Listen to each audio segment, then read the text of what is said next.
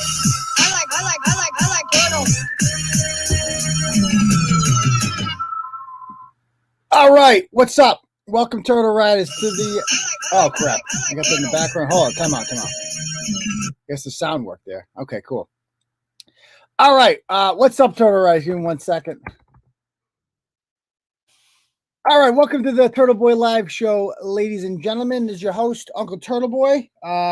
Sorry about the delay there. You know me, I'm always delayed. Turtle Boy got no sauces, guys. Get these in the Turtle Boy store today. I just got my Genetti gear in the other day. It's all available in the Turtle Boy store. There should be a link to it right in the description of this video. These cats got all types of shit in there. Get your turtle gear today, folks. All right, I went ahead and I shared this link to the Uncle Turtle Boy page, which passed 15,000 followers somehow, even though I do no advertising for it whatsoever. And the Turtle Boy Sports page, which recently eclipsed 6,000 followers. Not too shabby. I've also shared it on my Twitter account, my computer Twitter account, that is at Dr. Turtle Boy. Because if Jill Biden can be a doctor, then so can I. So I'm officially Dr. Turtle Boy now. You can also find me at Turtle Boy Phone. Follow everything, man. Just follow Turtle Boy. I cannot post the on the Clarence account because Clarence is suspended for like 26 more days, something like that, which is too bad. But at the same time, it's given me the opportunity now to build up the other pages. So let's get on that. Like everything. Subscribe to everything. If you haven't subscribed to the channel, do that already. Smash that thumbs up button for me. Hit the notifications bell. Boom. Get alerted every time Turtle Boy goes live. All right, so give me one moment here. I just got to cross off something real quick on this. Give me 1 minute to edit this. Boom, boom, boom. And hold on. Just want to get rid of all these freaking addresses. Hold on. Boom, boom, boom. Okay, especially mine. You know, people, not that I'm that hard to find, but okie dokie. There he is. All right. So before we begin, let me just, I have an all points bulletin here that we need to talk about. Just raising awareness. You guys know me. I like to help, draw attention to missing children. And I always let people know if a child is missing. Hold on 1 second. Let me pull it up here. There is a missing child, guys, right now in the, what area is this? Let me just read this to you. I just want to make you guys aware of. Alert to, if you see this child, please let law enforcement know. Her name is Theresa Kelly. She is, she's 14 years old. She's 5'7", 120 pounds, brown hair, blue eyes, has a stud piercing in her nose. Last seen in Weymouth on March 22nd, so that was yesterday, at 9 p.m., wearing black leggings, a maroon Thrasher t-shirt, and a black hooded sweatshirt with black and white Van sneakers. May have been heading towards Brockton, unknown at this time. If you've seen her in the area, the Weymouth, Quincy, Brockton, Randolph area, whatever over there, North Attleboro, if you've seen her around, just please let law enforcement know because this girl could be in danger. She's clearly going through some horrible things right now, and we really want to make sure she's safe because this show, after all, is all about helping the children, guys. All about helping the children. So we need to help find this poor child. I don't know why she's in this situation to begin with. It's unfortunate, but hopefully she's okay and we can get her into a nice, safe home environment away from whatever it is she's running away from. So that's that. All right, so let's talk about the first thing on the schedule, and that would be, let's pull this up here. So this happened. Oh, there it is. All right, so this is the Holden, Massachusetts official town elections, and the elections are held on May 10th. I know this is big news, a town of 20,000 people. And you'll notice that under the Wachusett Regional School Committee, there are 5 towns in the Wachusett Regional School District, Holden being the big one. Holden, Sterling, Rutland, Paxton, and Princeton. There are 22 members on this board, and Wachusett is one of the many districts that completely went remote until basically the state made them. I would know I live in this district, and that is why I put my papers in to run for school committee. I took out papers. You had to get 50 legitimate signatures. And I went out and in 24 hours, I got them all. I got 59 official ones. I went down to the Dunkin' Donuts. A bunch of you people came down there. You met me, you introduced yourself to me. We talked shop and I got them all done. And by the way, let me, I got to fix my mic here. Hold on, time out. I like this one more. Okay, cool. Yeah. So the number one topic that people wanted to talk about when they asked me, I said, I'm, running for school committee. Would you like to sign my papers? Are you a registered voter? Blah, blah, blah. They said, how do you feel about school reopening? I said, I want them open immediately. It would be nice if we can go back in time and open them, but full-time immediately, 100%, no masks. And they just said, let me sign. People could not wait to sign. Now I know the no mask thing ain't going to happen because that's a bridge too far. I think even though the masks are stupid and pointless and do absolutely nothing to stop the spread of coronavirus, which you can see by simply looking at data between any state that has a mask mandate and any state that doesn't. Remember a couple weeks ago, guys, when Texas announced they were getting rid of the mask mandate and the mainstream media is like, oh my God, everyone's going to die in Texas. Yeah, it never happened. Never happened. Just like it never happened in Florida. Because I got news for you. Those paper things on your mouth. Yeah, those don't do anything. They don't. They're literally theater. They do nothing. They're all just about control. If they worked, then coronavirus wouldn't spread because pretty much everyone's wearing a mask these days. So clearly they don't work. And it's silly and ridiculous that this was the plan. We're going to look back on this in history and be like, so your plan for stopping coronavirus was to hide from it. That was the entirety of the plan. Let's just hide. First, it was stay in your homes and don't come out and have contact with anybody and you'll live. Just hide. Just hide in your home forever. And people got sick of that after a while and they want to go out. And so they just said, oh, well, you can hide from the virus if you just mask up. Just put the mask on. You can hide from it that way. Viruses don't spread if we wear cheap pieces of fabric over our mouths, don't you know? Because science. Now, even if you get the vaccine, you still need to get it. I don't know if you guys saw Rand Paul and Dr. Fauci's little back and forth the other day, but Rand Paul rightly called it theater. That Dr. Fauci and Joe Biden and many others are still wearing masks because they all got the vaccine. So if the vaccine works, why are you wearing a mask? And of course, the new thing that they're going to say, thank you very much, 53 weeks of stopping the spread. Correct. The new thing with the coronavirus will be the variants. That's the new buzzword you're going to hear. Oh, the variants. There's variants, the British variant, the French variant, all these variants. So anyway, all this nonsense, long and short of it, has motivated me to run for school committee. A lot of things did. So I took out the papers and as you can see, I got them. I got on the ballot and there are 6 candidates for this election. Okay. And it didn't come in that well, but you can choose 3. Now, how this works in Holden we have 10 of the 22 members are from Holden. And it's like the Senate, like it's cyclical. So every 3 years, a different batch is up. So 3 this year, 3 next year, 4 the year after that. And 2 of the 3 incumbents are running for their seats. Now, all of them, I believe, voted to close the schools down. So to me, that's unacceptable. That's when people ask, why are you running? 2 reasons. Number 1, they closed the schools down. That's unacceptable. Number 2, critical race theory. And I'll get into that in a moment. And I'm here to stop critical race theory. So I decided to run, and these are the 6 people. I don't even know. George Kaminsky, Lauren Salmon Garrett, Asima Silva. We're going to talk about her in a moment. There's me. Linda Long Balil, and a guy named Barry. I don't want to pronounce his name wrong. Galecki. I met Barry today. He seems like a nice guy. Vote for him and me, and then I'll tell you one more to vote for.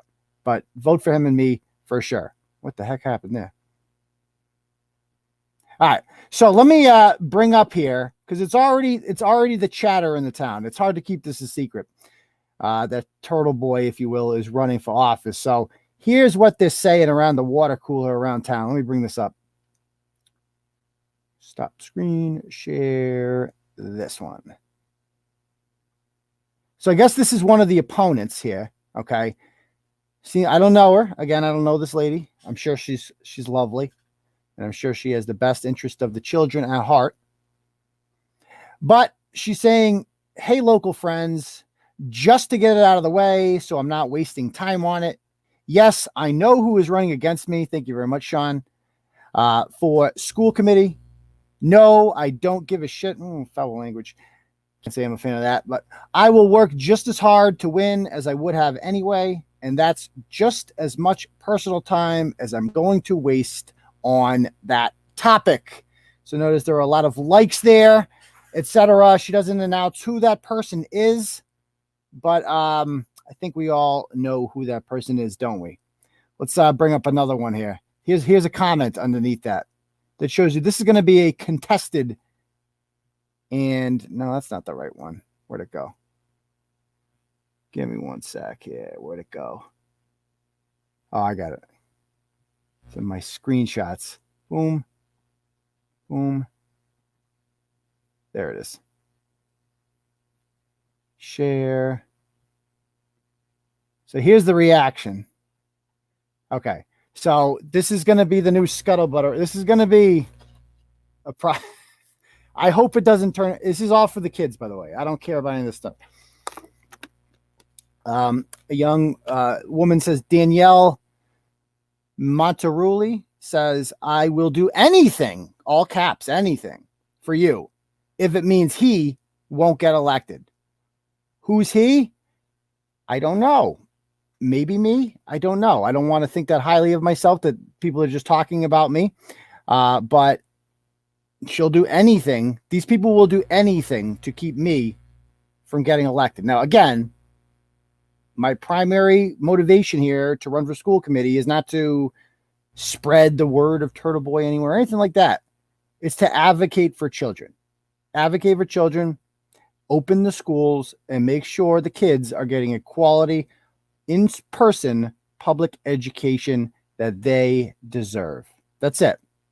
So if you'll do anything to stop that from happening, I would, I might question your morals. That's all I'm saying. I might question your morals. However, I think that if you get to know me a little bit better, you'll see that I'm not so bad. I'm not so bad. Yeah. I mean, that's going to be the thing about this election, right? Is around town, people will talk about this, small towns are. They talk about this stuff and they'll say, oh, he said this here or there. And Gaffney and the usual people will contact them and they'll say, did you hear what he said this time? And they'll take things out of context and they'll clip it and they'll throw it out there and they'll attempt to use it against me. But I won't jump in the gutter with them, folks. I'm not that kind of politician. I'm here for the children, okay? I'm here to advocate on behalf of the children of the Wachusett Regional School District, in particular Holden, and make sure that they receive the quality education that they prefer. As you can see, this woman, Jana, says same. They will do the same. So I guess they don't want children to have a quality education. I'm sorry that they feel that way, but I won't apologize for fighting on behalf of little kids everywhere because that is what Turtleboy, folks, is all about. So it's going to be interesting because they're going to bring up all this stuff for sure. I hope it doesn't get too ugly. I hope we can differentiate between me advocating as a school committee member, potentially as a candidate, and me advocating as a, what I do in my day job. They're completely separate. They are completely separate, even though the opinions that I hold as Turtleboy often carry over to real life, but it's all good. I'm allowed to have these opinions. And yeah, I say some potty words on here and I won't, I apologize to nobody, as I said, except to myself and my kids. That's the only people I'll ever apologize to. I don't know anybody else an apology ever. I won't give you that. I won't give you that satisfaction. If I say bad words on here, and sometimes I go back and listen to it, and I'm like, you know what? I probably shouldn't have said the F word there. Why do I say the F word so much? And I'm trying not to say the F word so much. I really am, because I don't like the way it sounds. But I go back and, it's like, I don't owe you an apology for using that language. I owe myself an apology because I deserve better for me. Not for you. You deserve nothing. You deserve exactly what you heard. My children deserve better from their father to not have potty language out there than that, for sure. I agree completely. I got to be a better role model. But you deserve nothing. You don't get an apology from me. I don't apologize to people like you. Thank you. Carney for the crotch roots. I need a slogan. I do. And that's one thing that they've all brought up. Like people have brought this up in like various town groups and stuff. They're like, is it true you call kids crotch fruits? Now, at first what I said was, well, I call my own kids that if it makes it any different. But I'm not even doing that anymore. I'm just like, look, I'm here to advocate on behalf of the children. I'm here to advocate on behalf of the children of the Wachusett Regional School District. If you want to focus on words that were used in blogs, if that's your priority right now, then I don't want your vote. You and I we don't have the same values. My values are helping kids learn. Your values are words you heard on YouTube. That's the kind of thing that keeps you up at night. I'm sorry, I can't relate to that. It's bizarre. So why am I doing this? Why did I decide to run for school committee? Well, first of all, I want to inspire other people to do it. Okay. One thing we've learned from this whole coronavirus nonsense is that our lives are affected more on the local level than you realize. Like we all think, everybody talks about Biden and Trump, and voter turnout for presidential elections is significantly higher than it is for town elections. Nobody even knows when the town election is. I've lived in this town for almost 5 years. I've never voted in a town election. I couldn't tell you prior to this a single person on the school committee, not one, or the board of health. And then COVID hits and I realized these people control everything. Charlie Baker has wanted to open up schools now for quite some time. When Trump was president, he wanted to open the schools up. But guess what? They have no control. The control all rests at the local level. If you are in a school district that is not fully opened by now, you should be running as well. I would encourage you, find out when your local town elections are, find out when papers are due by, get those papers signed and run. Anyone can run. And most likely the people on your school committee ran uncontested like they did in mine. All 10 members from the town of Holden ran unopposed in their elections. Nobody ran against them. Somebody won with write-in votes, okay? In the last election, people won with like 100 votes because of COVID. Nobody showed up. I'm not kidding. Now, there might be more this time because I think there's an override. They want to do an override in this town. And normally I'm a vote yes on override guy, but not after this last year. I mean, think of the audacity to ask for an override. If you live in a town right now where they're asking for a Prop 2.5 override, you're like, what did I get in the last year for my tax dollars? What did they go towards? You closed the schools and the buildings and the, restaurants, and everything was closed. And you want me to pay you more money for that? Are you out of your mind? No. All that does is reward shitty behavior on the part of the government. Don't reward the government for doing a crappy job. Anyway, it goes on.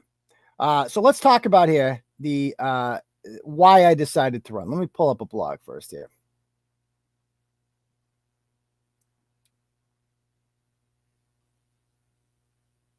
Someone I want? No, I want. That's not. All right. So again, this woman right here is her name is Julia Pingitore. So see how they used to have her on. I don't know if you guys can hear this. Good evening, everybody. Oh gosh. And welcome back to school committee meeting number 300. So this woman is like, when you're dealing with a small percentage of a large number, it's still a large number. And so that amount of people could easily overwhelm the healthcare system. What we saw in the spring is a different age range that was getting sick, right? So we had a lot of people in nursing homes, long-term care facilities with comorbidities and underlying conditions that got sick with COVID and required hospitalization. And so when you look at her, right? Like I assume, doesn't she look like a nurse? Even like her choice of outfits and stuff like that. She works for UMass, the hospital, and she's on the Paxton Board of Health. So you're like, this woman obviously must work in healthcare, right? She's the resident expert that the superintendent chose to be the default. Every single member of the school committee would just ask her straight up, like, how do you feel about opening schools? Should we do it? And she would say, no, it's too many cases. So this woman's basically calling the shots for these 5 towns. I look her up. Yeah, she works at UMass. She's an insurance adjuster. She's the person that writes checks when doctors screw up and charges the insurance company for your bills. for when you got a gallbladder surgery. That's her. She's the insurance adjuster. She doesn't know anything about epidemiology, science, biology, nothing. But her husband is a firefighter in Paxton, so that's how she got on the Board of Health, beating out an actual, by the way, epidemiologist for that position. That's how it works in these small towns. So I'm telling you, find out who's on your school committee in your towns. Get involved. You know, Nico says we need more people your caliber to run an old public office. I mean, so Nico's from Revere, and he's told me about his issues out in Revere, and Revere's the same way. Everett, Chelsea, they're all closed. And the difference between like a Revere, like if I lived in Worcester, I would probably not be able to do this. It's hard to get elected in Worcester. It's a big city, you know. It requires a pretty big campaign, money, stuff like that. A small town, I plan on doing my campaigning mostly digitally and using the power of social media to get my message out. I mean, I already have the platform. Nobody else that I'm running against has the platform. So that is how I'm going to make my message heard, is through this. So anyway, back to this. So this woman, I see this and I'm like, okay, I need to call that out. I emailed the superintendent about it. I'm like, how did this woman get chosen? Superintendent emails me back and he says, she's the only one that wanted to. I'm like, what? Nobody else was asked about this? Are you kidding me? I don't believe that for 1 second. And then he didn't return any of my emails. See this? Like, this is dressing as a nurse. Okay. This is dressing as a nurse. This is like, clearly you're not in healthcare, but you want us to give the impression that you are. Like, so check this out. The 36:45 mark. Check this out. I don't know if you guys can hear this. On if they foresee us getting back for January 19th. Thank you. I can respond to that. So this is in This is hold on. Julia. So This is Julia. Questioning, like, are we even going to get back into school at this point? So I guess Board of Health, if they have any input on if they foresee us getting back for January 19th. Thank you. So that's one of the members from my town. Obviously not the brightest bulb.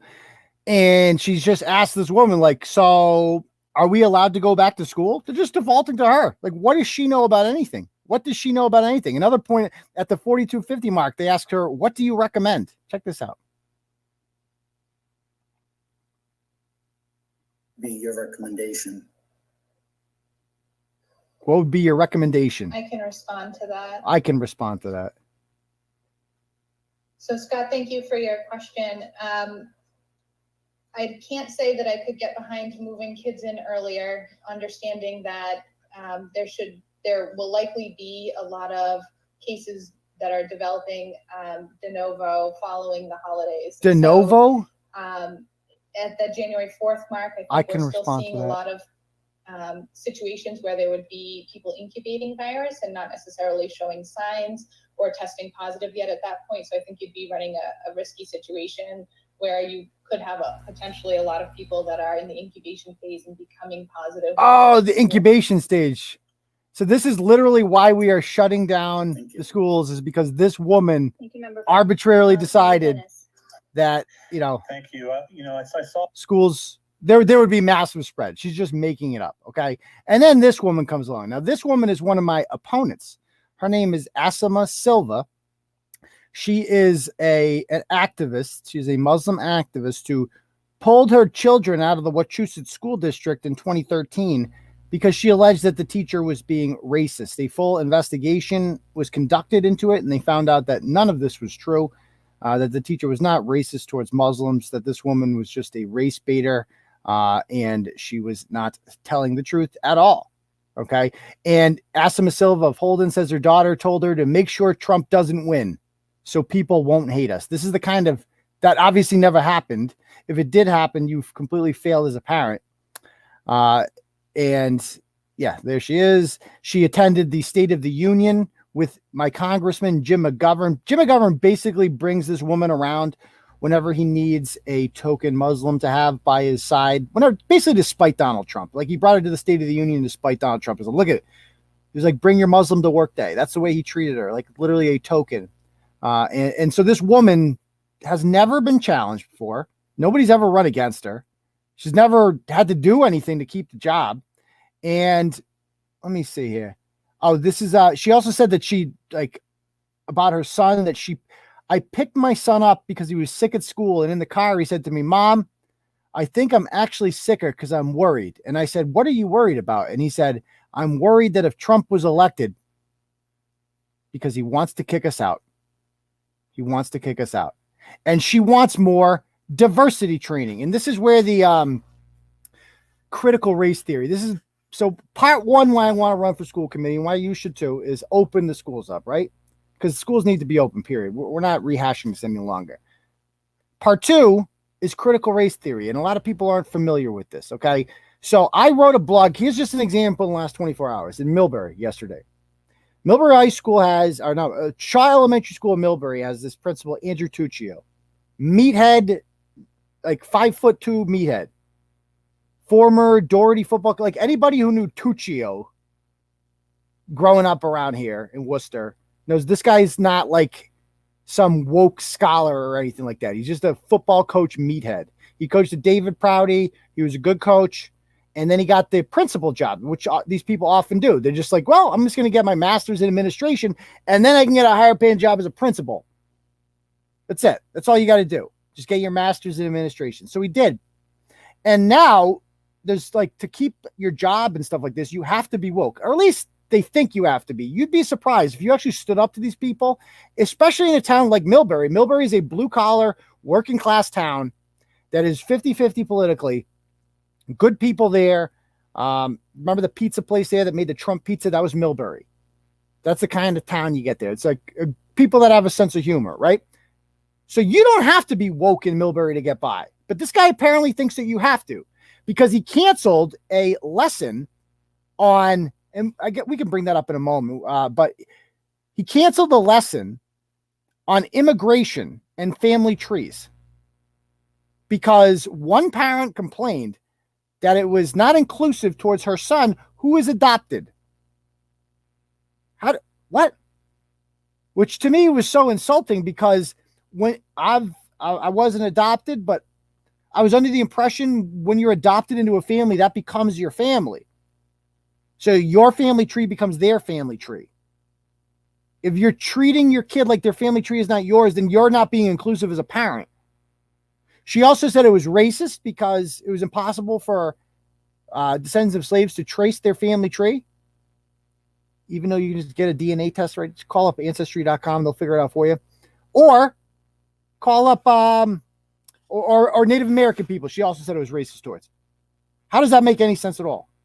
It doesn't. So this is a small example of what critical race theory looks like. Because, by the way, she complained, and the principal writes this email back saying it's canceled because it's not inclusive enough and culturally sensitive. He also canceled a lesson on slavery. I don't know if you guys saw that blog from this morning, right? But there was a lesson plan. I'll bring it up. Let's bring it up, shall we? If you didn't see this.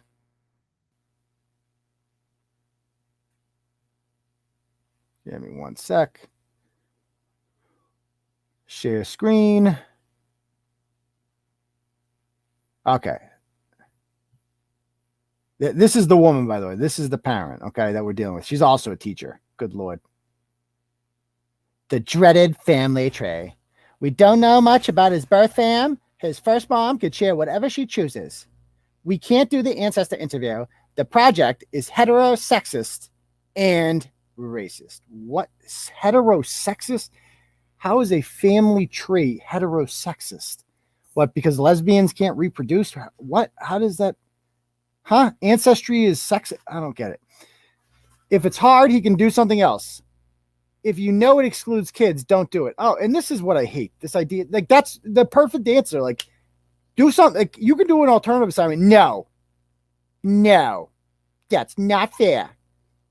If he can't do it, nobody can do it, because that's not being inclusive. Oh, fuck off. I mean, so people just have to tell. When you get an email like that, you just tell the person, sorry, we're not changing this is immigration is important. It's in the state frameworks. We're gonna learn about this. So that gets canceled. Now here's the one on and just read this post. Hi, all. My son was assigned an exclusionary school project. I reached out to the teacher and laid out the reasons why the project left out and actively harmed my family, as well as many others. Heteronormativity, ignorance of the history of Black enslavement, Native erasure, and exclusion of adopted kids. You got to be kidding me. And I love this woman down here, Amanda. Just an FYI, this story has been picked up by Turtleboy Sports. I think admins need to make sure that this space is actually safe for people to speak their minds. Wasn't me.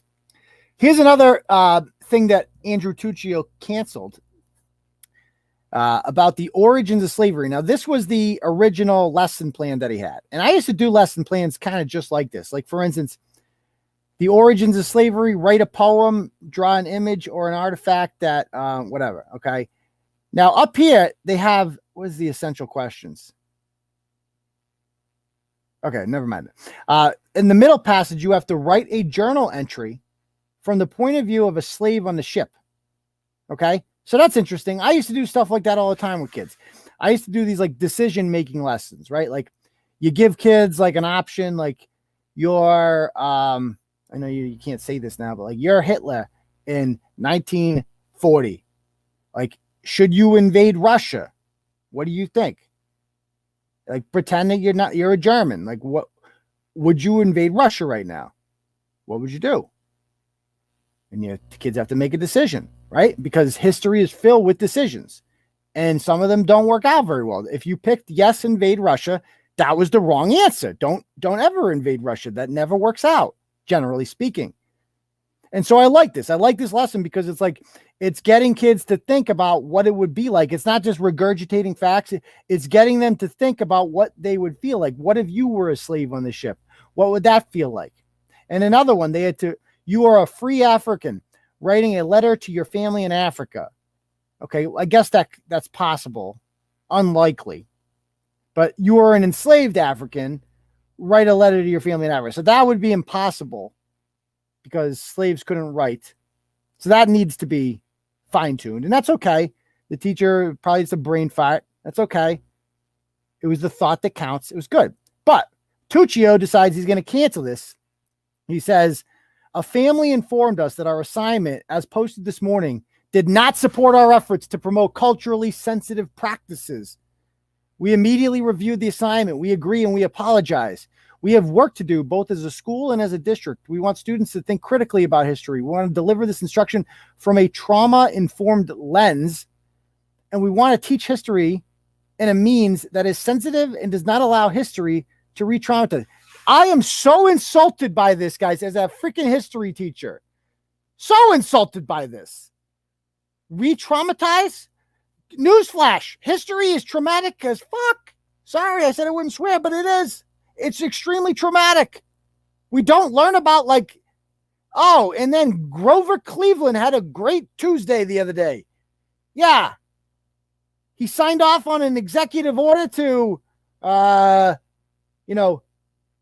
give Indiana $50,000 in grants. Oh, it was an awesome day for Grover Cleveland. Nobody cares about that. The stuff that makes history books is the traumatic stuff. It is the bad stuff. Like World War II is the biggest unit. The Civil War, Civil Rights Movement, the Holocaust, World War I. These are awful. The Boston Massacre, even though they deserved it. You name it. Like history is filled with blood, gore, murder. How do you teach the French Revolution or Genghis Khan? You know what he did? You wouldn't like it. It would traumatize you to hear about it, apparently. He didn't like it when you invaded your town in China. That's right. They built that wall. So Genghis Khan would start raping everybody. This is the only way they could figure it out. Civil War, 650,000 people dead within 3 years. Abraham Lincoln got his freaking brains blown out watching a play.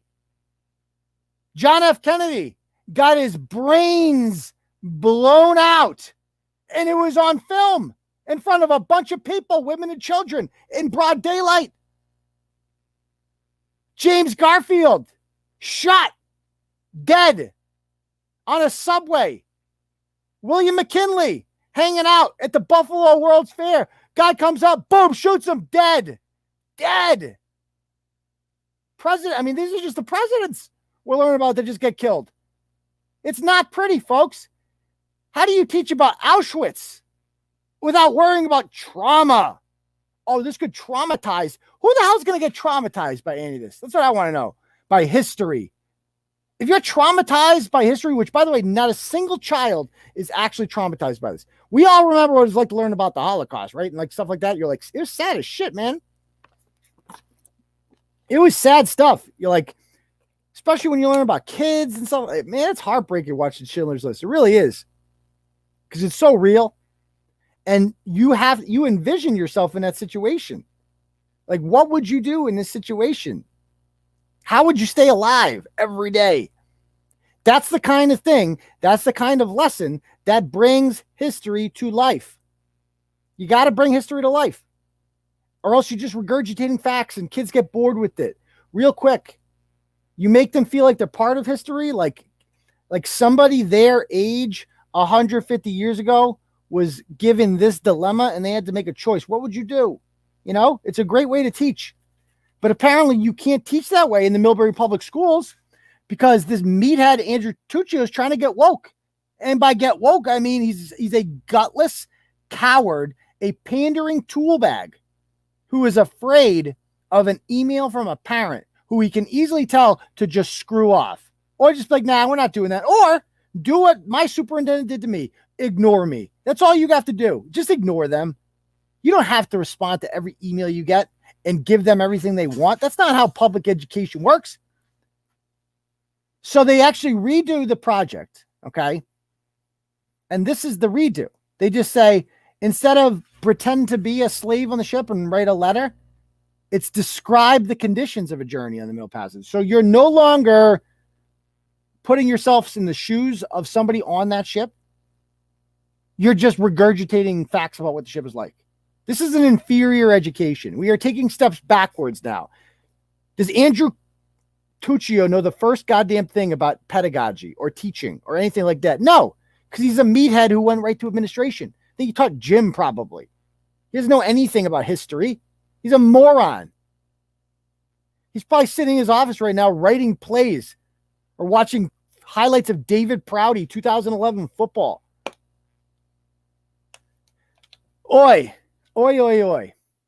So this is an example of the permeation of critical race theory. Another great example, guys, is what happened in Wellesley earlier this week.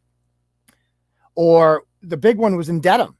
You know, the football coach literally getting fired for resisting this idea. Critical race theory, guys, is the idea overall that identity is the most important part about us. Racial identity. The reason this lesson was canceled in Millbury is because most of the kids are white and it's racist for them to identify or attempt to identify as a black slave. That's racist. You can't do that. You can't attempt to put yourself in those shoes because you're white. And critical race theory teaches white kids that they are inherently almost evil. They're born with internal racism that they don't even realize. And the only way to get it out is to talk about it and basically just listen to everything people say who aren't white. So any black or brown or Asian person speaks to you, you have to assume that they're telling the truth, that they're speaking to you in good faith, that they are right and you are wrong. And it is your job as a white person to just shut up and listen. Just shut up and listen and learn. And millions of white people subscribe to this. The best-selling book over the summer was Robin DiAngelo's White Fragility. White fragility refers to the idea that if you are called racist and you take offense to this, then you have white fragility. You're fragile because you don't like being called a racist. This is madness.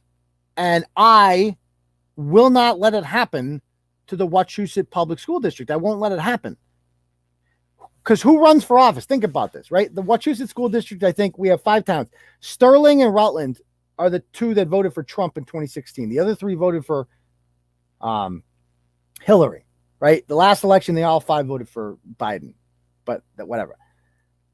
My point here is that it's not that liberal here. It's liberal, but it ain't that liberal.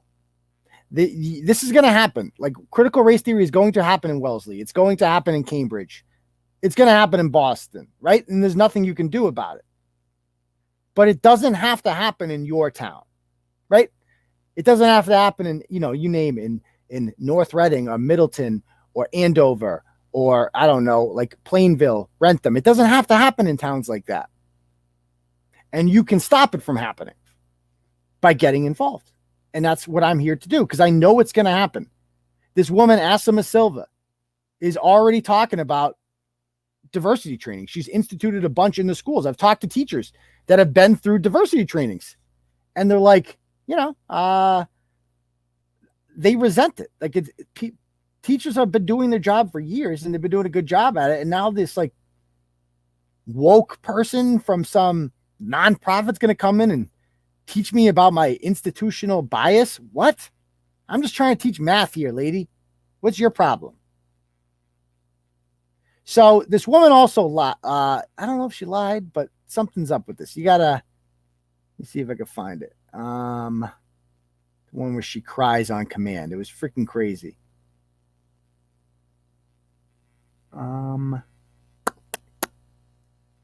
Okay, actually, let me play this part. This is a crazy part.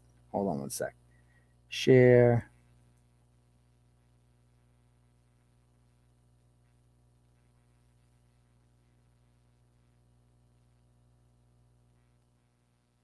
All right, so this is the woman when she cried during the meeting. Check this out. I've played this before, but yet at that point, so I think you'd be running a risky situation. Emailed the school committee members. Here she is. I'd like the community to know that I just lost my uncle this morning to COVID. I just returned back from the cemetery, and my question is to the Board of Health, because I'm concerned about the metrics that the Board of Health is laying out. So my question is, in my experience with time out. So this was they closed the schools in September, and they were going to reopen in November. So this is the November meeting. And they're like, well, they voted to close again. And the school committee members made their case why. And her case was, well, my uncle died from COVID today, and now I'm going to cry about it. And I'm just coming from the cemetery, even though he died today. He died today again. I mean, you guys heard that, right? Again, let me play that one more time. And this is my opponent. emailed the school committee members, and I'd like the community to know that I just lost my uncle this morning to COVID. I just returned back from the cemetery, and my question is to the Board of Health, because I'm concerned about the metrics that the Board of Health is laying out. So my question is, in my experience, with my uncle's experience, I have seen healthcare workers overworked. I have seen hospitals being overwhelmed. So when these metrics are being laid out and recommended for— So time out. What a coincidence that the day that they're going to go vote on whether or not to open the schools, her uncle died that day of the meeting. Not only that, she was on her way back from the cemetery during the meeting, and she spontaneously burst into tears and then stopped crying on a dime. And what's her question again? schools to open, are they considering what impact it will have on these hospitals? Because I'm going to quote what one of my family members' doctors said. What? Is once you are once you are admitted as a COVID patient, you become a number at this point. You are no longer a family member and a loved one, because that is the only way they can take care of these patients. And the doctors told him that you're no longer a family member, you're just a number. Okay. Concerns me with these metrics. How are these metrics being, outlined? Because are we really outlining these metrics as how many numbers can we just barely support? Or are we outlining these numbers to make sure that each individual who gets COVID can still be treated like a family member and a human being?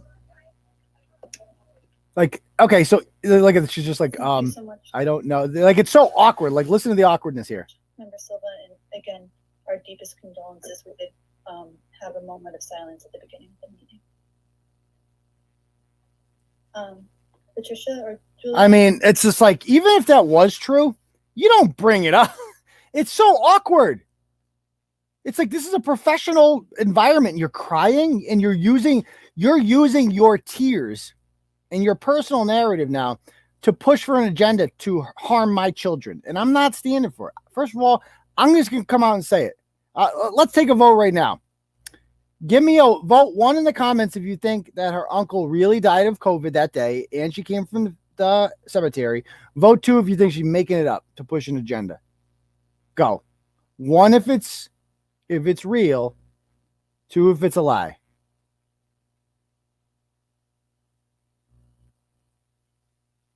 Let's see. 2. Oh man, look at all these. 2. Brett even said 3. Nobody believes her? Nobody? I mean, I was on the fence. I gotta be perfectly honest with you. I was on the fence a little bit there. But this is insanity. This woman gets to control when my children go back to school. It is absolute insanity. Now, check this out. The 156 mark. Look what she says during another meeting. This video is unavailable. Watch on YouTube. Wachusett, what was? Okay, hold on. I got to switch the screens.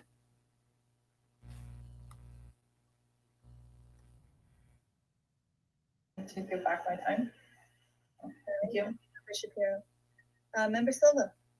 Here we go. Thank you. That was a great presentation. Thank you for that. But I do have one question. In one of the graphs that you had when you said 10,000 deaths of students between ages of 0 to 20, what was the pool of that? Was that Worcester County? Was that Massachusetts? What was the 10,000? Where did that number come from? That's Massachusetts.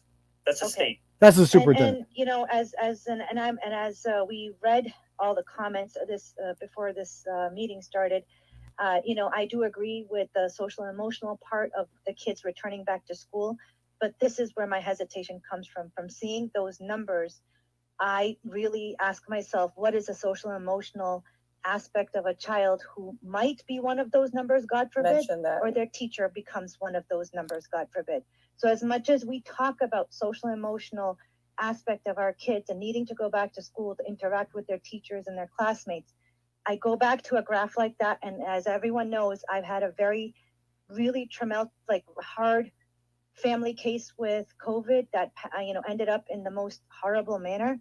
And I ask myself, can a student and a teacher ask themselves, they can watch a loved one literally suffocating to death? Oh my God. Oh my God.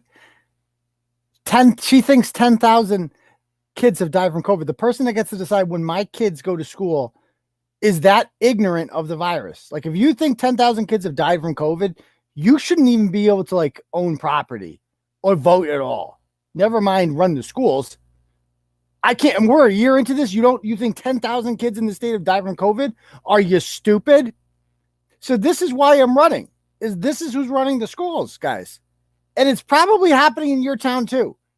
Because think about who's running for school committee in your town.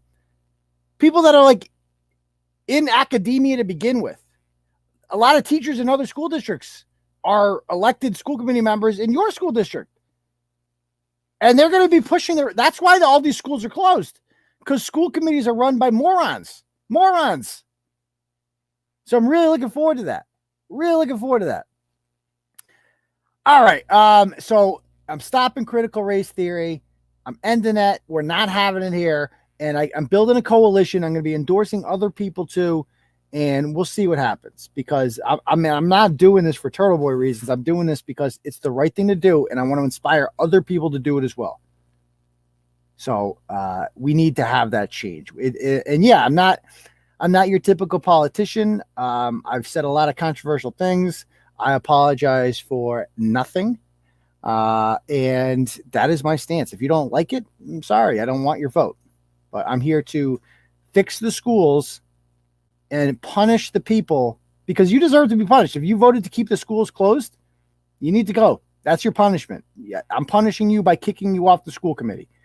And then next year, when we have another 3 people up, we're going to kick those other people off too. All right.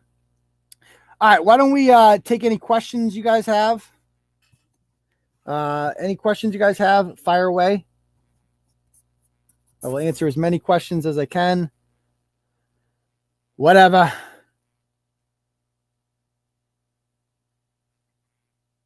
I don't think I've seen that. No. Oh, thank you. Thank you.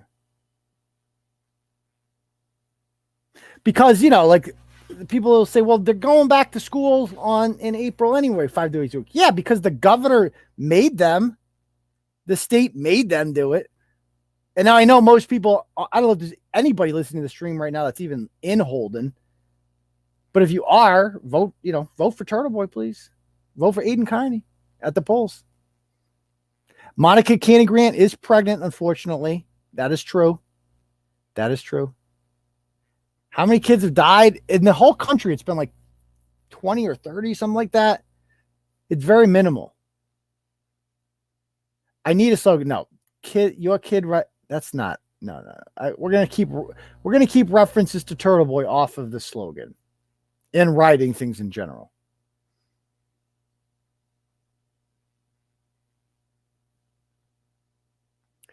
What's up with Big Black Jeffrey? So I got to go back to court. I just did a blog on this. So I beat Big Black Jeffrey in court. And then Monday comes around. I get the mail, open it up. I have another court date with Big Black Jeffrey for the same exact thing. I won. He found out he lost, and he went right back to the courtroom and filed another harassment order. And it was just granted a hearing. Instead of the judge saying, no, our courtrooms, sorry, son, our courtrooms are solemn places of law and order. You know, we're not going to turn this into a circus for you to come in here dressed as a woman. They said, yeah, we'll give you a hearing. We'll make you live in West Springfield, just across the river there, and come over here, free parking. And we'll make him driving from Holden because, you know, fuck him. He's got nothing better to do. It's not like he has family or a life or anything like that, or a job or a business or anything. He's just, let's make him come in. Thank you, Brittany. Brittany, the bitchiest bitch of the bitches. Excellent. All right. Anything else, guys?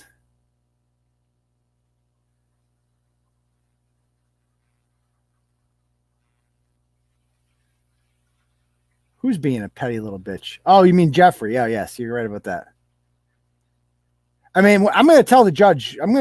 My speech is going to be different this time around. I'm just going to say, look, you're allowing your courtroom to turn into a circus. I don't know why you're allowing this to happen. And I'm just going to say same time next week, because that's what's happening right now. Your courtroom is a joke. It is a joke. This is not law and order. And I'm going to have all the printouts this time of Jeffrey in various stages of dress. And I'm going to show the judge exactly what a psychopath this is. And I'm going to have affidavits from various women who were sexually assaulted by Jeffrey. Thank you, Christy. Appreciate it.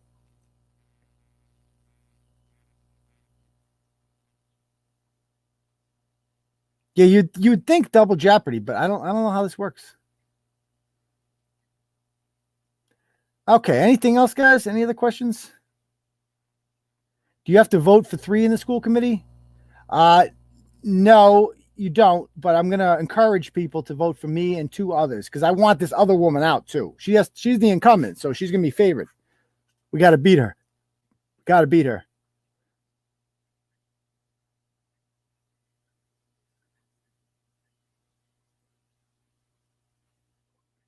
No Blarney with Carney. Maybe.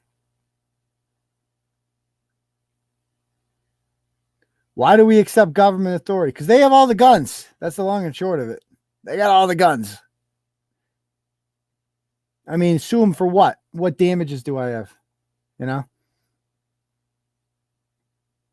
How can that be allowed without evidence of new harassment? He had no evidence of harassment the first time, and they still made me come down. I don't even think they read these affidavits. It's like, yep, nope. He applied. Oh, thank you, Josh. I appreciate the donation there. Unfortunately, I can't, OCPF guidelines, I can't accept that as part of the campaign. I'm going to have a campaign website in which people could donate to that separately, but it has to be completely separate from this. Frequent court miles. I should look into that. What are the odds Lucjan? I heard Lucjan's not running again. That's what people said. Lucjan's out. I don't even hate Lucjan. He's just the weirdest person in the world. He's so weird. Like, he just does not get, he's like the most chill, like misogynistic meathead ever. Like, I don't know what other way to put it. Like, he's crazy. The things he says, he has no business being a city councilor. But you hear him and you're like, this guy, like, he's kind of harmless as long as he doesn't reproduce. Now I got no Ryan Waters updates.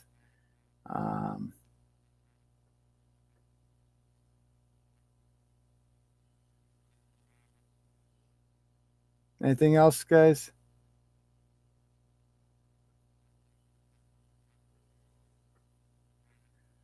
No, I don't have any Ryan Waters updates. Let's see. All right. Anything else, guys, before we call it a night? NCAA tournament. It's getting interesting. I mean, Gonzaga is the best team I've ever seen. The most dominant team ever, honestly, in college history. Like, if they don't win it all, it'll be like the biggest upset. I can't, like, Kentucky in 2014 is the last team I can think of that compared to them as far as dominance, but they beat everybody, man. And they beat everybody by double digits. They didn't have a single digit win this year. Not one. But especially with Iowa going in that bracket now, they're just going to cruise to the Final Four. I think in the other bracket, I still like Houston, man. I'm a big fan of Houston because they got those two UMass guys, DeJon Jarreau and Bryson Gresham. I like Houston coming out of that bracket. I like Arkansas in the top one. And if Arkansas and Houston both make it, I got them both in the Final Four. I think I'm going to win the bracket. So I like Gonzaga, Arkansas, Houston, and then the bottom one. I had Texas in the bottom one. Oops, they sucked. But the bottom one has, who's in the bottom one? Michigan. Oh, and Alabama.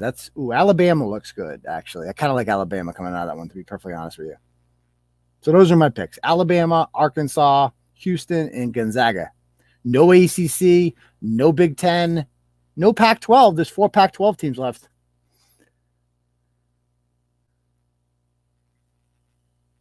Yeah.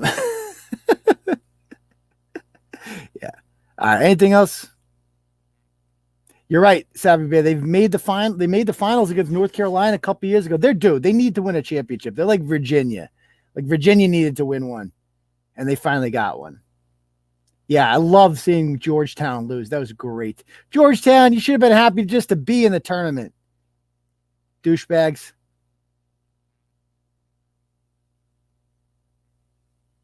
I did see the footage from that shooting. It's pretty fucking crazy. Which, by the way, I shared. There's this tweet thread from this guy named Caleb Hull. Of all the people that tweeted out that, like, oh, the shooter's gonna be white. He was arrested, so he's white. Nope. He was a Syrian refugee brought in here who hated Donald Trump. Not that it matters, but just so funny. The type of racism that is allowed now because of critical race theory. You are allowed to just be like, yeah, it's white people always shooting up the place. White people are so dangerous. White guys with guns are so dangerous. No. It's just a Muslim. Just a Muslim. And I don't hold it against Muslims, you know. I don't care the race of a shooter. I really don't. I don't care about any of that stuff. I don't care about the guns involved. I just blame the person that did it. Period. Because I'm a normal human being. They were actually I think they were like a 10 or a 12 seed. That was when they first started getting good in like the late 90s. And then Gonzaga, I mean, they make the tournament every single year. Nobody else does that. Was that a 1A auditor? Somebody sent me that video, junk man. It was like a sideways video, right? And like the cops told him to get out of here. He's like, I'm a reporter. Have I been working out? I've been trying. I've been hitting the weights a little bit. Thank you for noticing, Lisa. I appreciate that.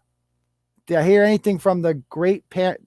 Actually, I heard they're both being charged. A Lowell police officer contacted me today and said because of that blog, they're both being summoned to court to face charges.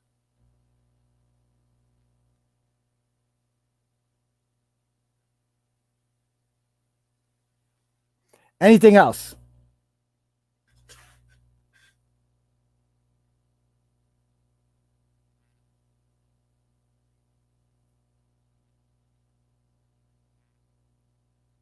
I can't. So a 1A auditor really caught this all on film. I got to go see that. I've had no time. Wish I had more time in the day to get shit done, you know? The blog today about the Lowell thing, that took a long time, but it was a good blog, I thought. I'm going to go over that blog on Saturday and saving that for the Saturday show.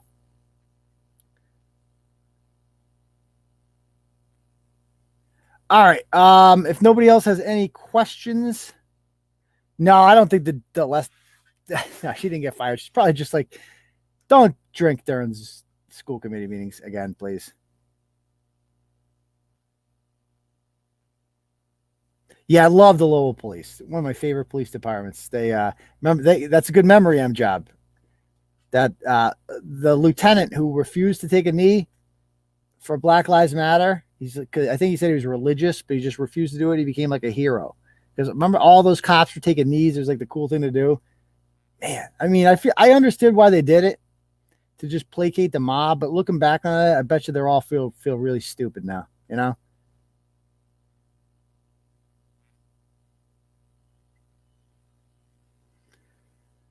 All right, guys. If nobody else has any more questions, I guess we will. Do I have informants on my payroll? No, I got nothing. I guess we'll call it a night then, and we will see you guys all on the next episode of Turtleboy Live. Thank you all for the donos tonight. I really appreciate it. And vote for Carney on May 10th if you live in Holden. Peace, Turtle Riders.